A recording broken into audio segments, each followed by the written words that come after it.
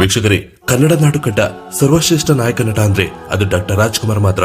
ನಟನೆಯಲ್ಲಿ ಅಣ್ಣವರನ್ನ ಮೀರಿಸೋ ನಟ ಹಿಂದೆ ಹುಟ್ಟಿಲ್ಲ, ಮುಂದೆ ಹುಟ್ಟಲ್ಲ ಅನ್ನೋ ಮಾತು ಅಕ್ಷರಶಃ ಸತ್ಯ. ಆಡುಮುಟ್ಟದ ಸೊಪ್ಪಿಲ್ಲ, ಅಣ್ಣವರು ಅಭಿನಯಿಸದ ಪಾತ್ರವೇ ಇಲ್ಲ ಎನ್ನುವಷ್ಟರ ಮಟ್ಟಿಗೆ ಅಣ್ಣವರು ಎಲ್ಲಾ ರೀತಿಯ ಪಾತ್ರಗಳನ್ನ ಮಾಡಿ ಸೈ ಎನಿಸಿಕೊಂಡವರು.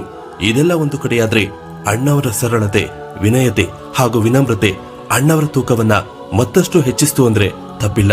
ಯಾಕಂದ್ರೆ ಯಾರೇ ಆಗ್ಲಿ on the screen and of the screen ಎಲ್ಲರನ್ನ ಸಮಾನವಾಗಿ ಕಾಣ್ತಿದ್ದ ಅಣ್ಣವರ ಗುಣ ಅಪ್ಪಟ ಚಿನ್ನ.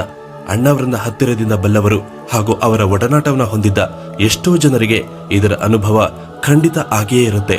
ಅಂತಹ ಎಷ್ಟೋ ಘಟನೆಗಳು ಘಟಿಸಿ ಇತಿಹಾಸದ ಪುಟಗಳನ್ನ ಸೇರಿವೆ. ಅದರಲ್ಲಿ ಒಂದು ಘಟನೆಯನ್ನ ನೆನಪಿಸಿಕೊಳ್ಳೋದಾದ್ರೆ ಜೀವನ ಚೈತ್ರ ಸಿನಿಮಾ ಎಲ್ಲರಿಗೂ ಗೊತ್ತಿದೆ. ಅಣ್ಣವರ ಕ್ಲಾಸಿಕ್ ಚಿತ್ರಗಳಲ್ಲಿ ಒಂದೆನಿಸಿಕೊಂಡಿರುವ ಈ ಚಿತ್ರದಲ್ಲಿ ಬರುವ ನಾದಮಯ ಹಾಡು ಅಣ್ಣವರಿಗೆ ಗಾಯನದಲ್ಲಿ ರಾಷ್ಟ್ರ ಪ್ರಶಸ್ತಿಯನ್ನ ತಂದುಕೊಟ್ಟಿದ್ದಲ್ಲದೆ ಅಣ್ಣವರ ಗಾಯನದ ತಾಕತ್ತನ್ನ ಇಡೀ ದೇಶಕ್ಕೆ ಗೊತ್ತು ಮಾಡಿದಂತಹ ಹಾಡಾಗಿದೆ. ಈ ಹಾಡಿನ ಮಧ್ಯೆ ಸರಸ್ವತಿ ವೀಣೆ ನುಡಿಸುವ ಸನ್ನಿವೇಶವೊಂದು ಬರುತ್ತೆ. ಸರಸ್ವತಿ ಪಾತ್ರಧಾರಿಯಾಗಿ ವೀಣೆ ನುಡಿಸಿದ ನಟಿ ಮತ್ಯಾರೂ ಅಲ್ಲ, ಅಮೆರಿಕ ಚಿತ್ರದ ಖ್ಯಾತಿಯ ನಟಿ ಹೇಮಾ ಪಂಚಮುಖಿ. ಜೀವನ ಚೈತ್ರ ಚಿತ್ರದಲ್ಲಿ ಬರುವ ನಾದಮಯ ಹಾಡಿನ ಸನ್ನಿವೇಶದಲ್ಲಿ ಸರಸ್ವತಿ ಪಾತ್ರಧಾರಿಯಾಗಿದ್ದ ಹೇಮಾ ಅವರ ಕಾಲಿಗೆ ಸ್ವತಃ ಅಣ್ಣವರು ನಮಸ್ಕಾರ ಮಾಡಿರ್ತಾರೆ. ಅಷ್ಟಕ್ಕೂ ಆಗ ಬಾಲನಟಿಯಾಗಿದ್ದ ಹೇಮಾ ಅವರ ಕಾಲಿಗೆ ಅಣ್ಣವರು ನಮಸ್ಕಾರ ಮಾಡಿದ್ದು ಯಾಕೆ, ನಮಸ್ಕಾರ ಮಾಡಿದ ನಂತರ ಅಣ್ಣವರು ಅದಕ್ಕೆ ಕೊಟ್ಟ ಕಾರಣವೇನು ಮುಂತಾದ ವಿಚಾರಗಳ ಬಗ್ಗೆ ಈ ವಿಡಿಯೋದಲ್ಲಿ ತಿಳಿಸಿಕೊಡ್ತೀನಿ. ಅದಕ್ಕಿಂತ ಮುಂಚೆ ನೀವೇನಾದ್ರೂ ನನ್ನ ಚಾನೆಲ್ನ ಫಸ್ಟ್ ಟೈಮ್ ನೋಡ್ತಿದ್ರೆ ಚಾನೆಲ್ ಸಬ್ಸ್ಕ್ರೈಬ್ ಮಾಡಿ ಹಾಗೂ ಬೆಲ್ ಐಕಾನ್ ಕ್ಲಿಕ್ ಮಾಡಿ ಅಂತ ಹೇಳ್ತಾ, ವೀಕ್ಷಕರೇ, 1992ರಲ್ಲಿ ಬಂದ ಜೀವನ ಚೈತ್ರ ಸಿನಿಮಾ ಅಣ್ಣವರ ಶ್ರೇಷ್ಠ ಚಿತ್ರಗಳಲ್ಲೊಂದು.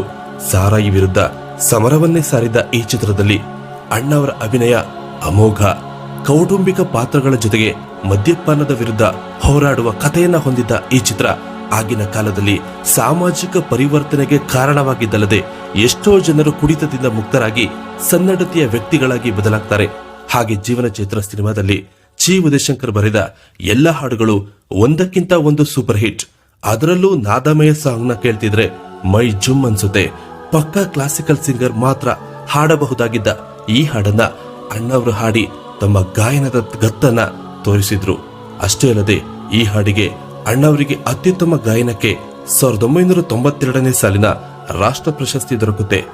ಕಾಶಿಯ ಸುಂದರ ನದಿ ತೀರದಲ್ಲಿ ಅಣ್ಣವರು ಪ್ರಕೃತಿಯೊಂದಿಗೆ ಬೆರೆತು ಮೈ ಮರೆತು ಹಾಡುವ ಈ ಹಾಡು ಇಂದಿಗೂ ಮೋಸ್ಟ್ ಪಾಪ್ಯುಲರ್ ಸಾಂಗ್. ನಾದಮಯ ಹಾಡಿನಲ್ಲಿ ಸರಸ್ವತಿ ಪಾತ್ರಧಾರಿಯಾಗಿದ್ದ ನಟಿ ಹೇಮಾ ಅವರ ಕಾಲಿಗೆ ಖುದ್ದು ಅಣ್ಣವರು ನಮಸ್ಕಾರ ಮಾಡಿರ್ತಾರೆ.